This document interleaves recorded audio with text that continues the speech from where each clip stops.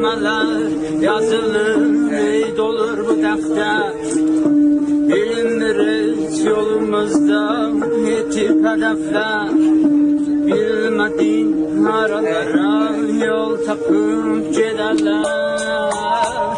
Bilmediler. 45. Hey. Bizler terk edir vətənimiz, gün gəlir aşağı şəhərimiz. Hər gün qana xırxı yabanlarda bastırdığın o zabanlarımız ardı. Hamısı gizli qalmayacaq, durulacaq, qapısı bağlı qalmayacaq, açılacaq. Hey, mənim silahı var əlimdə, adı qələmdir özümə bir vəzifə. Bilirəm diktatordu çalır əzinə, millətin alına fərqi nədir nə? Hey, içimdə dirildi hisslər, bilinli yolda yaxşı hisslər. Gördüm adamlarda tek səhifrə, bölündü ölkəmiz buna yoxdur illər.